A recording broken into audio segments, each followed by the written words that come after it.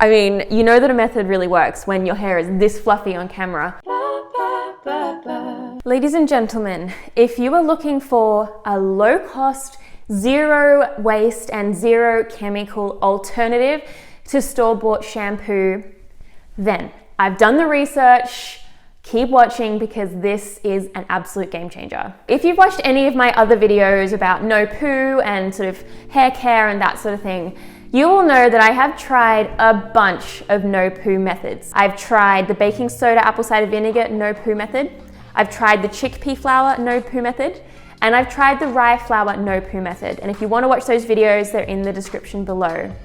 But the soap nuts no-poo method is so far above and beyond all of the other methods that I don't even know why I bothered. Honestly, this one, it's a no-brainer. You have to do this. This is the one. I found the one. So it's been about 10 days or 2 weeks since I first started using the soap nuts no-poo method. My hair in this video is very fluffy. I've just kind of got out of the shower and I always air dry my hair. So it's finally air dried and I'm sitting in front of you today telling you that you must try this. Soap nuts are basically, they come in a little bag like this and they are intentionally sort of marketed as this zero waste, very cheap alternative to all kinds of cleaning products actually. Apparently you can use them in your washing machine as like a washing powder alternative. I haven't yet tried that, but there are also videos on YouTube showing how you can turn it into a shampoo. So my video today is going to join a long line of shampoo alternative videos. But I think this one's a little different because I have tried pretty much all of the methods now. But this one, I can guarantee, if you haven't tried no-poo before, start with this. Anyway, in this video, I'm going to be showing you the exact recipe that I use in order to get this result, as well as the method of washing in the shower, and just, yeah, my honest experience with it. So I hope you enjoy, and let me know in the comments below if you have any questions or concerns. I'm more than happy to answer them. I try and get back to 100% of comments as much as I can anyway. So without further ado, let's jump into it.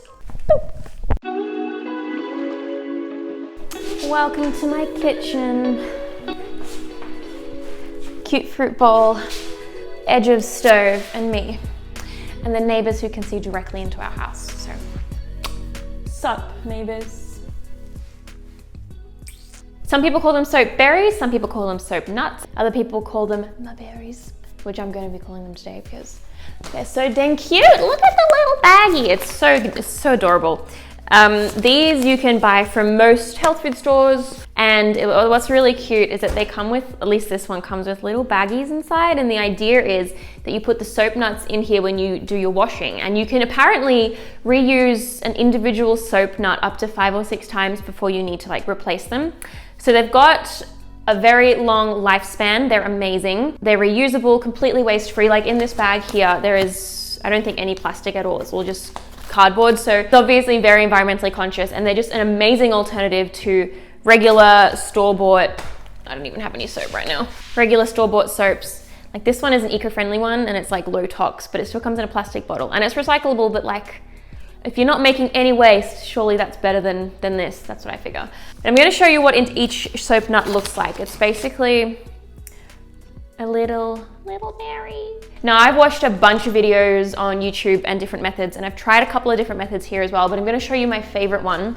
Personally, I tried one with flax seeds and I tried one without flax seeds. I like the flax seeds better because it seems to coat my hair. It's like more of a conditioning shampooing treatment, whereas the normal one leaves it a little bit frizzy. All right, so my berries are gonna go into a pot and I'm gonna show you exactly how I do this right now.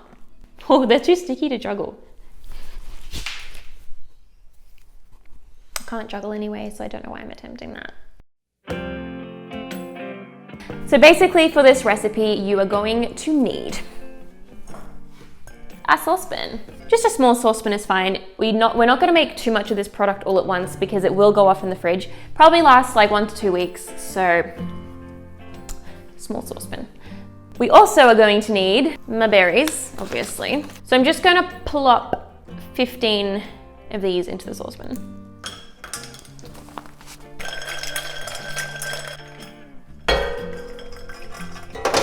Oops.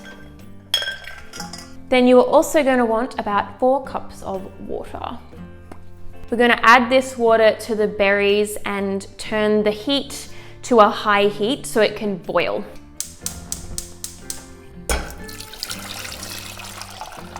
I just spilled everywhere. The next ingredient you're going to want is some flax seeds. Now this is an optional ingredient, but I found that it did leave my hair a little bit more nourished and conditioned than without it. So with flax seeds, you're going to want about 2 to 3 tablespoons. A few recipes online suggest 4 cups of the soapberries mixture to 1/4 of a cup of this, but I found that was just a bit too much. So yeah, 2 to 3 tablespoons, but use an amount that works well for your hair and you can experiment each time.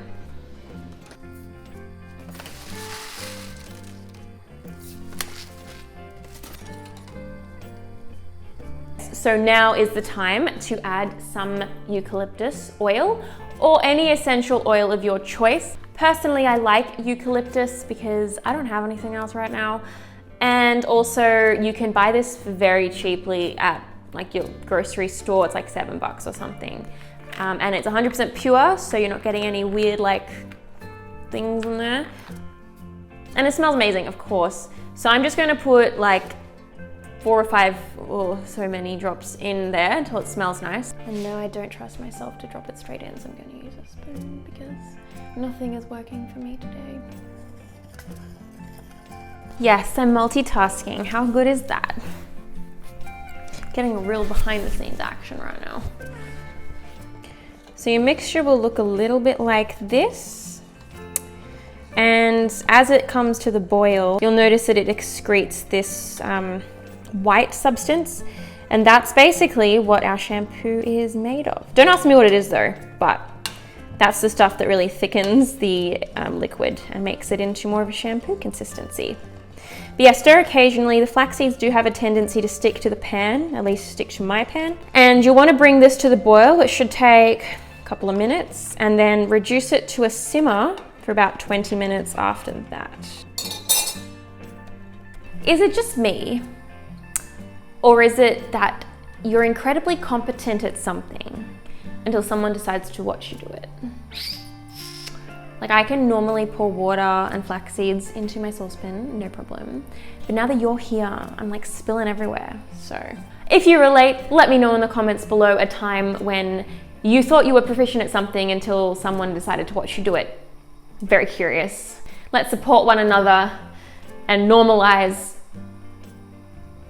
What are we normalizing exactly? Being average at things. Okay, it's been about 5 minutes and it's starting to thicken up quite nicely and produce like a whitish sort of a foam, if you can see that. Oop, now it's really simmering. Okay, wow, we're getting a bit excited.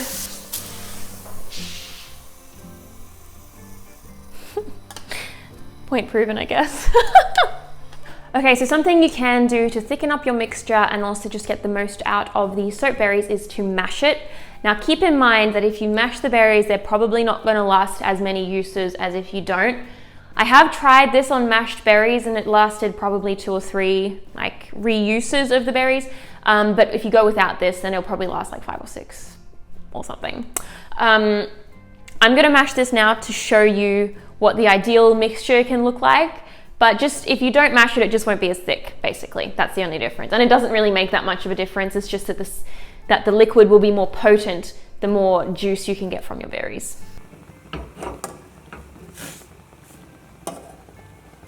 Just gently mash it.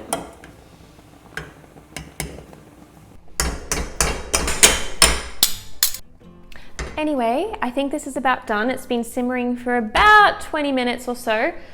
So I'm going to take it off the heat, let it cool, and then we're going to transfer it into one of our little jars that we've collected.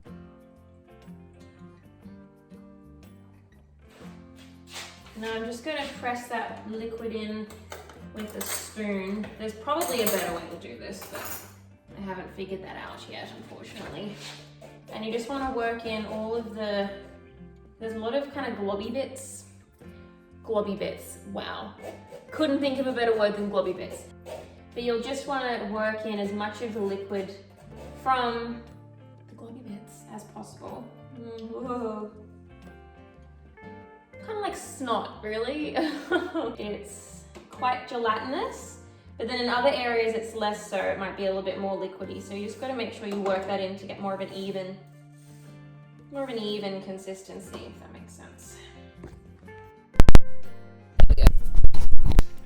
So once you've got as much liquid out of this as possible, I'm going to lay that aside, and later on we're going to rinse that out, take the soap berries out of all the flax seeds. I'm going to dry them again because they can be reused. Now this is the final product. Yeah, obviously this is going to be thinner than shampoo because shampoo has all kinds of chemicals to thicken it up and make it froth and make the suds come and everything. But yeah, so I'm just going to let this completely cool. I'm going to rinse out the soap berries, put them in a towel to dry, and then we're going to use this to see how it works. Okay, so like every other time that you apply shampoo to your hair, you're going to need a shower and you'll want to stand under it. So here I am just warming up the water a little bit. Basically, I keep it in a glass jar in the shower, and then when I'm done with it, I put it back in the fridge. So I'm just taking a handful and I'm putting about 3 to 4 handfuls just all through my hair. And I'm going to do this twice. So I'm really trying to work into as many areas as possible, get down to the roots. You do have to be a bit more thorough and a bit more brutal with this than you do with regular shampoo, just because, you know, you don't have the chemicals to work for you. And here I am just doing that again, putting about 3 to 4 handfuls through my hair, rubbing it in as fiercely as I can. And that's pretty much all there is to it. You don't have to use conditioner.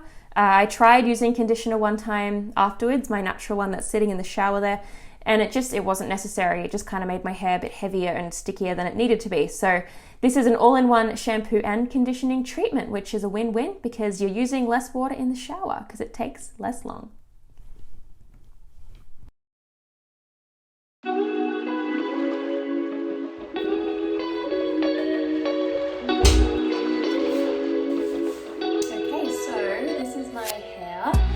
I haven't brushed through it yet, so this is just like, as soon as it dried, I jumped in front of the camera.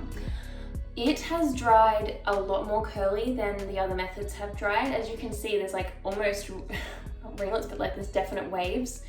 Again, I haven't brushed it, so it is a bit messy and not the nicest looking, but I'm so pleased because my scalp feels very, very clean and it hasn't left my hair feeling crusty or oily or sticky or anything like that. Honestly feels like I've used a shampoo. Like there's very little difference. It feels clean.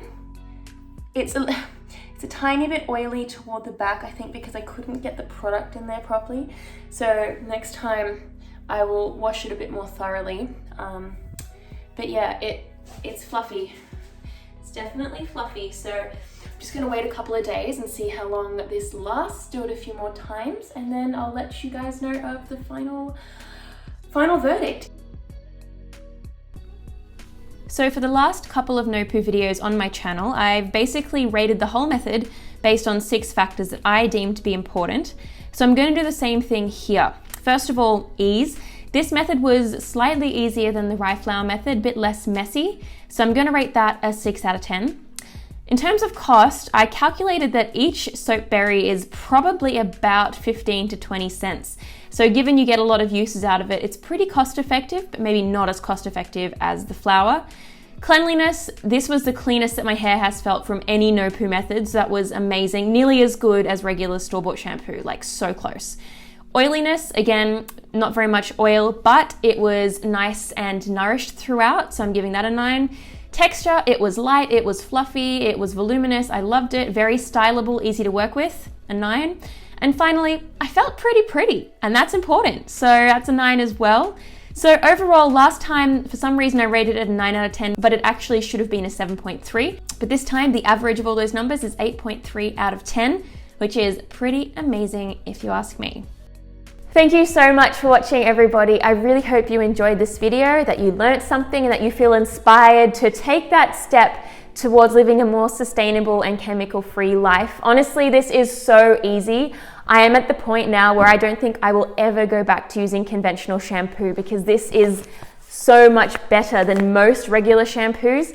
Yes, it is a little labor intensive, but I figure if you can do this once every couple of weeks, you boil up some soap berries, it'll last you for the 2 weeks. If you'd be interested in seeing me try other no-poo or chemical-free methods to conventional beauty products, do let me know in the comments below, because I've been doing a ton of research into this, and it's really motivating to me to think that I'm not only helping my own body, but helping the people around me and the environment.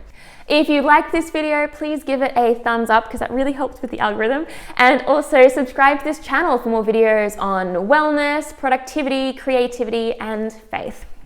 Anyway, guys, I'll see you in the next video. Thanks again for watching. I love you. God loves you infinitely. Bye.